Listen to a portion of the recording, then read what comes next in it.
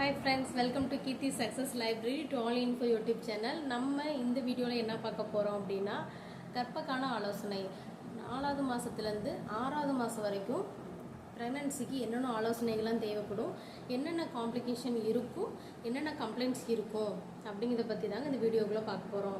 இந்த வீடியோக்குள்ளே போகிறதுக்கு முன்னாடி மறக்காமல் சப்ஸ்கிரைப் பண்ணிக்கோங்க, மேலே இருக்க பெல் பட்டனை கிளிக் பண்ணிக்கோங்க. அப்போ தான் நாங்கள் போடுற வீடியோஸ் எல்லாமே உங்களுடைய ஃபோனில் நோட்டிஃபிகேஷனில் வரும். வாங்க ஃப்ரெண்ட்ஸ், இப்போ வீடியோக்குள்ளே போகலாம். சிம்டம்ஸ் என்னென்ன சிம்டம்ஸ் தெரியும் அப்படின்னா, ஃபஸ்ட்டு ட்ரைமஸ்டரில் வந்து அந்த ஃபஸ்ட்டு 3 மந்தில் வந்து மார்னிங் சிம்டம்ஸ்லாம் நிறைய இருந்திருக்கும். சிக்னஸ், ரொம்ப டயர்டாக இருந்திருப்பாங்க, வாமிட்டிங்காக இருந்திருக்கும். இது எல்லாமே உங்களுக்கு சிம்டம்ஸ் நிறையா இருந்திருக்கும். ஆனால் செகண்ட் ட்ரைமஸ்டரில், அதாவது 4 மந்த்லேருந்து 6 மந்த் வரைக்கும் கோல்டன் பீரியட். ஏன் அப்படின்னா, ப்ரெக்னன்சி கருவுற்ற தாய்மார்கள் வந்து என்ன நினைக்கிறீங்களோ அதை நீங்கள் சாப்பிட முடியும். அதுக்கப்புறம் குழந்தையோட மூமெண்ட்ஸும் வந்து நல்லா தெரியும். குழந்தையோட மூமெண்ட்ஸ் வந்து தெரிய ஸ்டார்ட் ஆயிரும். இந்த குழந்தையோட மூமெண்ட்ஸ் வந்து தெரிய ஸ்டார்ட் ஆகிறதுக்கு பேர் குயிக்கனிங் சொல்லுவாங்க. பேபியோட மூமெண்ட்ஸ் வந்து நம்மளுக்கு மதருக்கு வந்து அப்சர்வ் பண்ண முடியும். கருவுற்ற தாய்மார்களுக்கு அது வந்து நல்லாவே ஃபீல் வந்து நல்லாவே தெரியும்.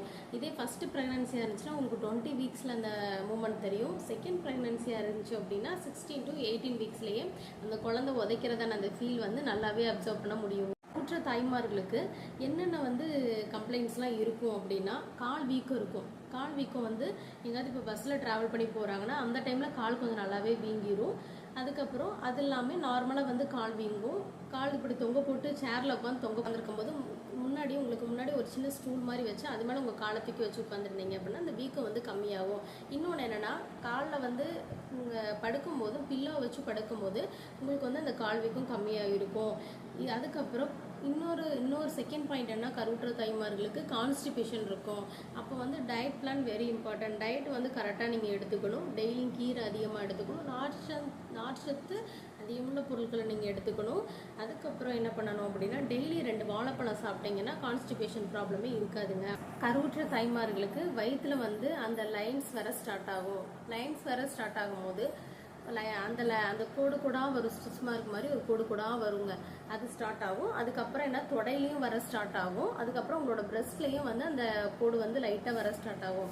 அப்போ அந்த டைமில் நீங்கள் வந்து மாய்ஸ்சரைசேஷன் க்ரீம் யூஸ் பண்ணலாம், இல்லைனா ஆயில் ஏதாவது யூஸ் பண்ணிக்கலாம். இல்லை ஸ்டிச் மார்க் க்ரீம்னே இருக்கும், அந்த க்ரீம் வாங்கி யூஸ் பண்ணாலும் அது பெருசாக டெலிவரிக்கு அப்புறம் உங்களுக்கு பெருசாக அந்த கோடுங்கிறது வரி வரியாக இருக்கிற கோடு வந்து தெரியாது. இப்போ என்னென்ன டயட்லாம் நீங்கள் எடுத்துக்கலாம் அப்படின்னா, எல்லா டயட்டுமே எடுத்துக்கலாம். இதில் எதுலையுமே வந்து இது எடுத்துக்கக்கூடாது அது எடுத்துக்கக்கூடாதெல்லாம் எதுவுமே கிடையாது. எல்லாமே நீங்கள் சாப்பிடலாம். அதுலேயும் ஸ்பெஷலாக வந்து ப்ரோட்டீன்ஸ், கால்சியம் நிறைந்த பொருட்களை நீங்கள் அதிகமாக எடுத்துக்கோங்க, உடம்புக்கு ரொம்ப நல்லது. இப்போ கருவுற்ற தாய்மார்கள் சில பேருக்கு வந்து பேக் பெயின் இருக்கும். பேக் பெயின் இருக்கிற டைமில் நம்ம வந்து நீங்கள் கொடுத்த டேப்லெட்ஸ், உங்களுக்கு டாக்டர் ப்ரிஸ்கிரைப் பண்ணுற டேப்லெட்ஸ், அயன் அண்ட் கால்சியம் டேப்லெட்டை நீங்கள் கண்டிப்பாக எடுத்து தான் ஆகணும்.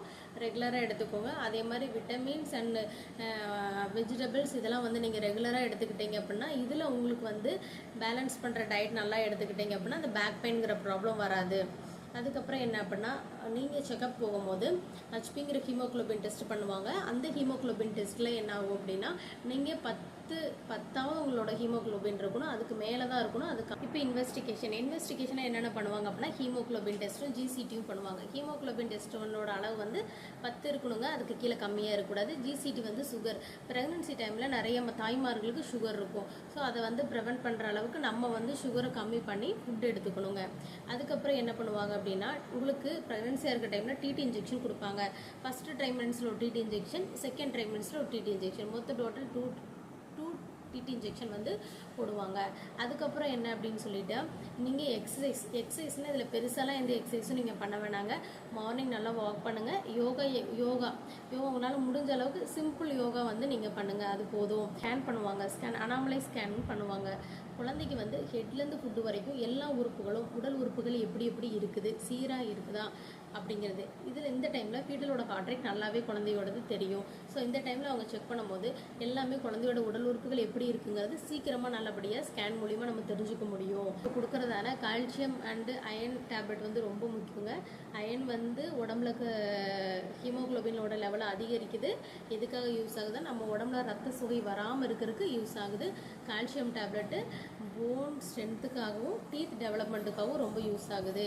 ஸோ இந்த 2 டேப்லெட்டும் நீங்கள் கண்டிப்பாக தவிர்க்காமல் கண்டிப்பாக சாப்பிடணும். 6வது மாதத்துலேருந்து 6வது மாதம் வரைக்கும் கருவுற்ற தாய்மார்களுக்கு காம்ப்ளிகேஷனுங்கிறது வந்து 100ல் 2 பேருக்கு தாங்க அது மாதிரி காம்ப்ளிகேஷன் வரும். என்ன அப்படின்னா, கர்ப்பப்பை வாய் வந்து வீக்காக இருந்துச்சு அப்படின்னா அந்த மதருக்கு வந்து பெயின் எல்லாமே குழந்தை வெளியே வந்துடும். ஸோ ஃபஸ்ட்டு பேபி அப்படி உங்களுக்கு அது மாதிரி இருந்துருந்துச்சு அப்படின்னா, செகண்ட் பேபிக்கு பிளான் பண்ணி கன்சீவாக இருக்கீங்க அப்படின்னா அந்த டாக்டர்கிட்ட இன்ஃபார்ம் பண்ணிடுங்க. அது பெஸ்ட்டு. அவங்க சொல்கிற ஆலோசனையை ஃபாலோ பண்ணிங்க அப்படின்னா அது வந்து உங்களுக்கு வந்து ரொம்ப யூஸ்ஃபுல்லாக இருக்கும். இதே மாதிரி நெக்ஸ்ட் நியூ கண்டென்ட்டோட நான் உங்களை மீட் பண்ணுறேன் ஃப்ரெண்ட்ஸ். ஷேர் பண்ணுங்கள், லைக் பண்ணுங்கள், சப்ஸ்கிரைப் பண்ணுங்கள். டாட்டா, பை பை, டேக் கேர்.